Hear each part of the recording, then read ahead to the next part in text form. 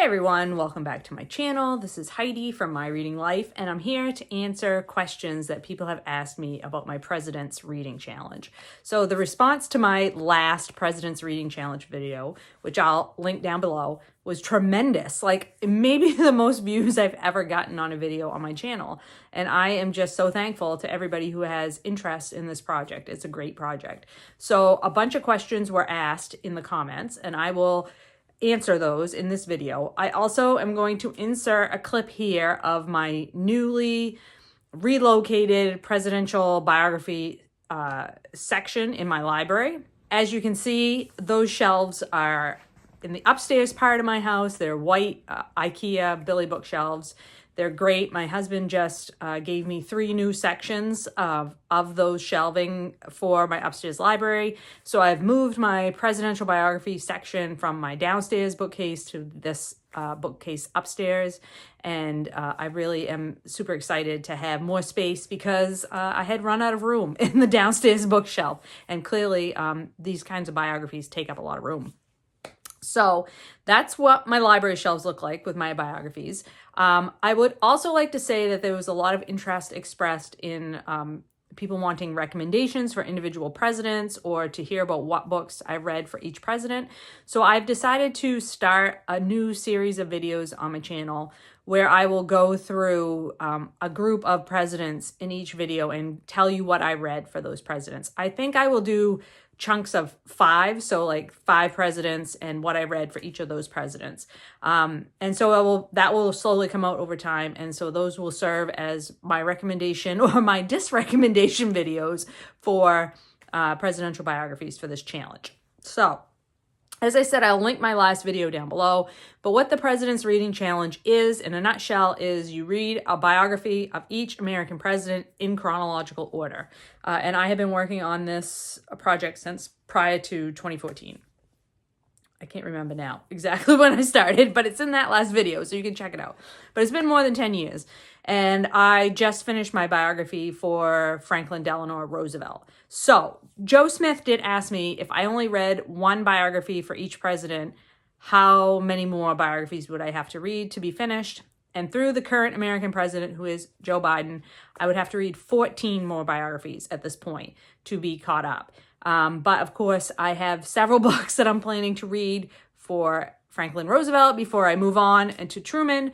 And then I know there are several presidents up ahead that I will be reading more than one book, like Lyndon Johnson. I'm planning to read the entire Robert Caro 4-volume biography series for him. So like, it's going to take me a while, like probably another 10 years if we're being honest, the rate I'm going.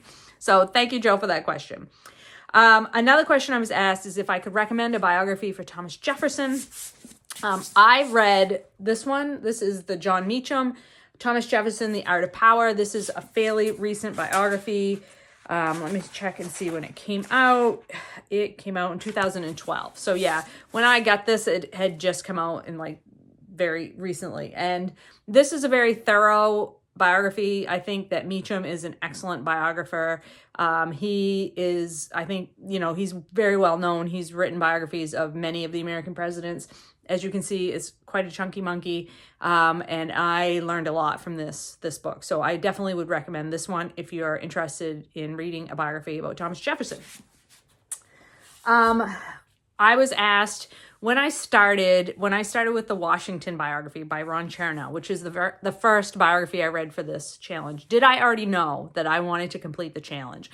And yes, I did. I actually asked for that Washington biography for Christmas because I knew I had already heard about this challenge and I knew I wanted to participate in the challenge and complete it. So yes, I did know I wanted to do the challenge when I read the Washington biography. Another question I was asked several times is, can I recommend some websites that I use to help me figure out which biographies to use?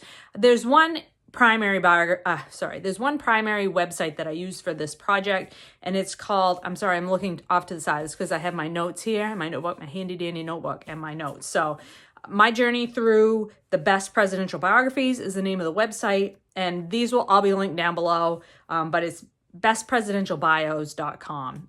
That one is a really excellent resource. The person who maintains that website, I believe has completed the challenge and has read so many biographies, and they give a little brief synopsis of each one and then say which ones are the best. Like, say which ones are the best for particular attributes. So if you want to read the most readable one, if you want to read the one that's the most specific and has the most factual information in it, and we'll also tell you ones that aren't good, that are, dry and boring or whatever. Or ones that don't have a lot of, footnotes or resources to back up the information that's being provided in the biography. So I think that's a really excellent resource, and I use it all the time myself.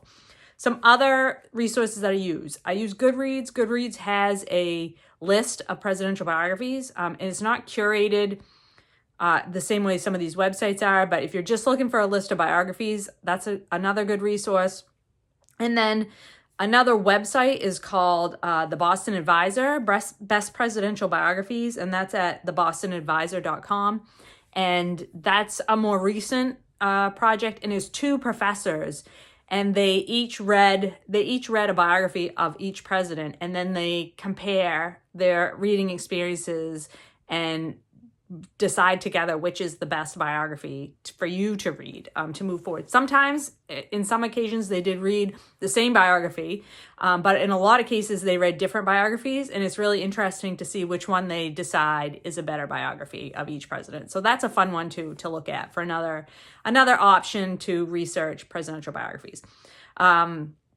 There's some other ones that I've used off and on over the years, but some aren't being hosted anymore, or, for various reasons I've given up on using them. So these are the ones that have stuck with me over time, and they're my primary sources for presidential biographies. Then I was asked if I could tell people some biographies to stay away from. And two came to mind almost immediately. And the first one was this biography of Andrew Johnson. Andrew Johnson was the president after Abraham Lincoln was assassinated, widely thought to have been a terrible president. And this biography is by Hans L. Trefuse. I'm not sure how you pronounce that gentleman's name. This is just a very dry biography. This is the type of biography that gives biography a bad name. And I wish that I had, and I can't remember, and when I do my recommendations, I will see what else I read at the time about Andrew Johnson. I don't know if I read another biography too, or if this is the only one I could get my hands on. Some presidents are harder to get biographies than others, so and depending on what else was going on in my life at the time when I was reading it, I may have just moved on. I wasn't particularly interested in Andrew Johnson as a president. He just made me mad for the most part. So I probably just moved on. But I cannot recommend that particular biography. And then this one, this was terrible. Fraud of the Century, Rutherford B. Hayes, Samuel Tilden, and the Stolen Election of 1876 by Roy Morris Jr. This one was bad because it was so detailed about the back and forth between what happened. And this presidential election was very, very close. And when the actual election happened, and there was shenanigans that happened with the counting of the votes, and how Rutherford B. Hayes basically became president, because it was basically a deal that was struck between Democrats and Republicans, and it wasn't really based on the vote count at all.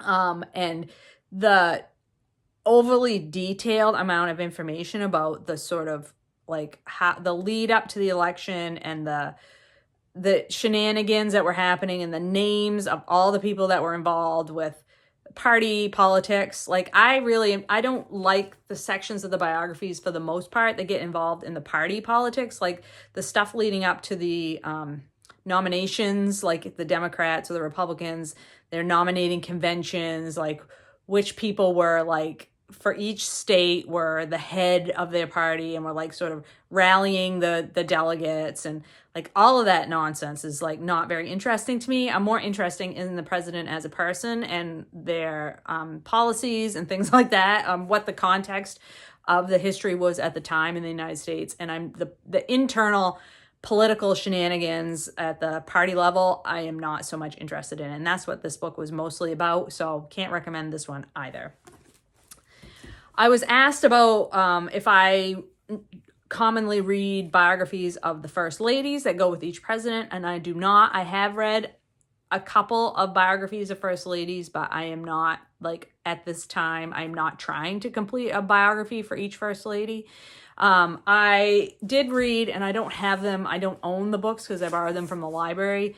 Cokie Roberts, Cokie is her first name. Cokie Roberts wrote several biographies of first ladies, and they are usually like 2 or 3 first ladies together in one volume. Those are great books. I read several of those from the library for the earlier first ladies. Like, I remember very specifically learning about Dolly Madison was great. Dolly Madison was a great and interesting person, so I would highly recommend you look her up. She was really fun to read about. She was a piece of work. And then just recently I read American Women, The Transformation of the Modern First Lady from Hillary Clinton to Jill Biden. And this was very interesting because, of course, it's modern era. So I have not obviously read any biographies of these modern presidents, but I did read this biography of the first ladies, and I thought this was really excellent. So I can recommend this if you're interested in first ladies in particular. And then lastly, the last question was, no, I'm sorry, I have 2 more questions. So the next to the last question is, what was a president that was hardest to find a book for? And there are many presidents that it's hard to find a good biography for, particularly if, there haven't been, some of the presidents haven't had a biography written about them since they were, right after they were president or during the time they were president. So that's really difficult if they were president in the 1800s, for example. I will say, for each president, there is a series of books so each president does have a biography. And so that series is the president's, The American Presidents. And they look like this. And these are published by, it's a university press, I believe. No, I'm sorry. These are a Times book series by Henry Holt and Company. And they are authored by there's like a group of historians that have authored these. And so I have here the 4th, the 8th, the 9th, the 12th, the 14th, the 19th, and the 29th president. So in all cases, this was the best biography I could find for this particular president at this particular time. So I have James Madison, Martin Van Buren, William Henry Harrison, Zachary Taylor, sorry about that, dropped a book, Franklin Pierce, who was from New Hampshire, just FYI, Rutherford B. Hayes, and Warren Harding. So, for example, with Rutherford B. Hayes, I read this book, and because it was such a small biography, or maybe I read this one first, I can't remember which one I read first, but I read these 2 about Rutherford B. Hayes. And this one was awful. And this one is, your basic biography. And these short biographies are very good. They're very succinct. They're usually under 200 pages. And so, like, time-wise, these do not require much from you. But then again, they don't give a lot of depth either. So, like, Warren G. Harding, I read this. And I also read another book about the Teapot Dome scandal, because that was one of the main issues of his presidency. So yeah, I would recommend these small biographies for any of the presidents, and they're usually easy to find. I think that, like, if you have a membership with Scribd, what's now known as Everand, like, they're usually on there. Your library probably will have them. And I will say, just in general, for the President Reading Challenge, your library is going to be an excellent resource for you. Like, libraries just have biographies, right? Like, they have a lot of that type of information. So I have used my library really heavily in this project. So definitely recommend that. And then the last question is, have my opinions changed after reading any of the biographies? And I would say yes. Some have changed for the better and some have changed for the worse. So in the category of those that have changed for the better, 2 presidents that I was really surprised by were John Quincy Adams, who I didn't really know anything about other than he was the son of John Adams. He impressed the heck out of me. Like, his idea of public service, I think, was exemplary, and he was such an intelligent person. Like, he was so cosmopolitan and intelligent and just he just really understood the world in a way that a lot of Americans at the time, his contemporaries, did not, because they were very provincial. And he had traveled all over the world from the time he was a young kid. And so he really had a much better understanding of like world politics than most of his contemporaries. And he was super intelligent. So yeah, he impressed the heck out of me, and my opinion of him definitely changed for the positive. The other one was Grant. Why can I not remember? Grant, that was the general in the Civil War, and his first name has gone right out of my head. So I'm just going to move on. Grant, Ulysses S. Grant. Thank you. God, it's awful. The brain problems when you hit middle age are a real problem. Anyway, Ulysses S. Grant.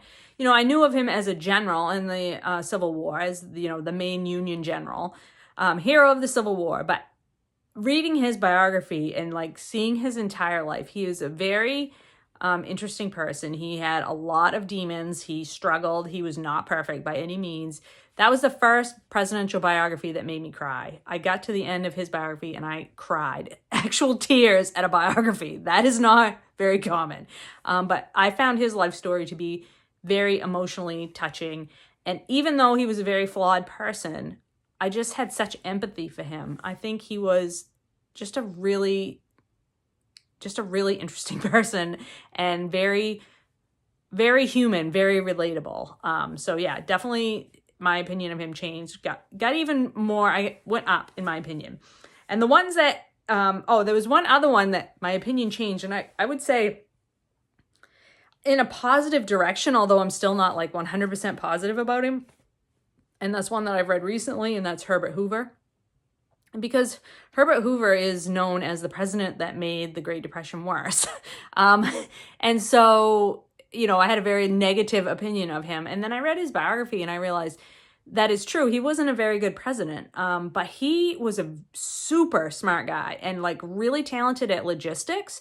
And he did like tons of humanitarian efforts in Europe during World War I. He was instrumental in saving hundreds of thousands of Americans who were stuck in Europe after World War I.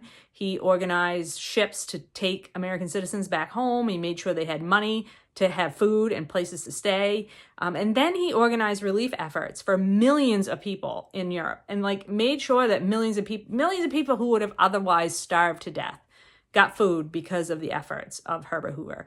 And for that to be the case, and then for him to be president of the U.S. during the Great Depression and be widely denigrated because he basically thought that the problems of the Great Depression should be handled at the local level through private philanthropy or local government. And people were starving in the U.S. during that time. Like there were no jobs, there was no money for food, there was not very much food for a lot of people. Like, he seemed very heartless to his own citizenry when he was president. And that was because he was a true Republican, a true conservative. I shouldn't say Republican. He was a true conservative in the sense that he felt federal government should be very limited in what the interventions that it undertook in the country. So as a person, my opinion of him went up, although my opinion of him as a president still remains low. So that was a very interesting biography as well. Now, two presidents that my opinion went way, way down. I did have a very high opinion of Andrew Jackson before I read his biography. Because of, as I've said in other videos in the past, because of the song, which I can't remember the name of the song, but it's the one that goes, in 1814, we took a little trip along with Colonel Jackson down the mighty Mississippi. My dad used to play that on his 8-track machine when I was a kid. And so my knowledge of Andrew Jackson was that he was a general during the War of 1812 and he ran the British out of New Orleans. And so that was my knowledge of Andrew Jackson. And then I read his biography and I realized, oh God, he was a horrible, horrible person. Like really racist. Trail of Tears was his fault. He was horrible to the Native American populations. He was, he was the kind of person who would brawl in the streets. He was not very civilized. So let's put it that way. So my opinion of Andrew Jackson went way down. And then I didn't know anything about Grover Cleveland. But my opinion of him went way down because his personal, foibles in his personal life. He was a womanizer, and there were allegations at the time when he was president that he raped a woman. And he sort of had the power to have that story buried, and it was an awful story. And so, yeah, my opinion of him went way, way down as well. So, like, lest you think modern presidents are the ones that get up to awful type stuff, no. There were presidents back in history that were doing pretty awful stuff too. We just don't read about them anymore. So, yeah, it's been a very enlightening project so far. I expect it will continue to be very enlightening. And yeah, I really have enjoyed my time so far with this project. Thank you all very much for your questions. It was fun to put this little thing together to answer them. And please stay tuned for a new video series where I will go through the books that I have read for each president. Hope you're all doing well and finding some great books to read. I'll talk to you later.